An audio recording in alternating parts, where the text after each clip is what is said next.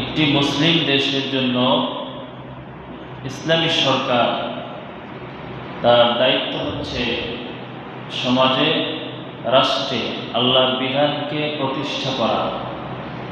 এজন্য আল্লাহ বলেছেন সূরা হজের মধ্যে, যখন কোনো ইমানদার ব্যক্তিকে ক্ষমতা দেয় প্রথমে 4টা কাজ করবে। কয়টা?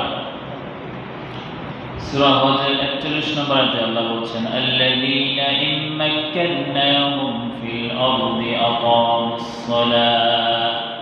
মুসলিমদেরকে যখন আমি জমিনে খেলাফত দান করি তখন তারা প্রথমে গিয়ে সালাত কায়েম করে, নামাজকে প্রতিষ্ঠা করে রাষ্ট্রীয়ভাবে।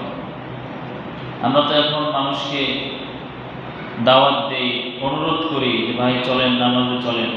আমাদের অনেক ভাইয়েরা আছে না, মসজিদে থাকে, মানুষকে ডাকে নামাজের জন্য আসেন। আল্লাহ বলেছেন না, নামাজটি এভাবে অমুসলিমের জন্য খরচ করে নাই। তাদের জন্য খরচ করছে? মুসলমানদের জন্য, মুসলিমদের জন্য। এটি তাকে জোর করে করাতে হবে বা অনুরোধ করতে হবে, এটি অনুরোধের বিষয় না।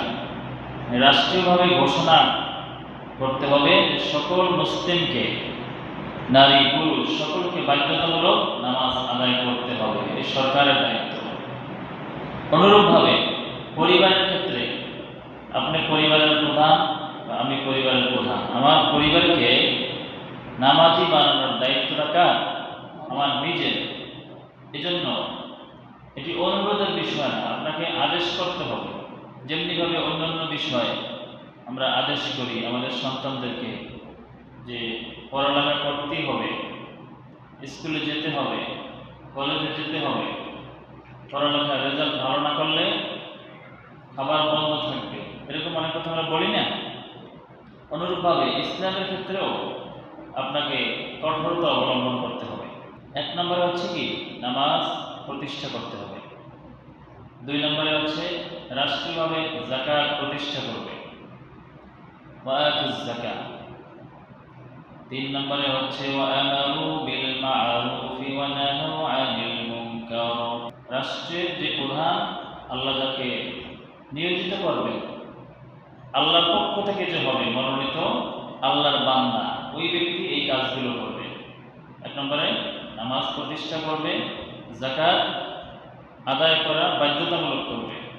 তখন আর ধনী এবং দরিদ্র মাঝে কোনো বৈষম্য থাকবে না। ধনী ব্যক্তি শুধু টাকা জমাতে থাকবে আর গরিব না খেয়ে মরবে। এটি ইসলাম চায় না। সমাজকে পরিবর্তনের জন্য ভালো কাজের আদেশ করতে হবে, ওয়া'মুরু বিল মা'রুফ, আর অন্যায় থেকে দূরে রাখতে হবে, বাধা সৃষ্টি করতে হবে।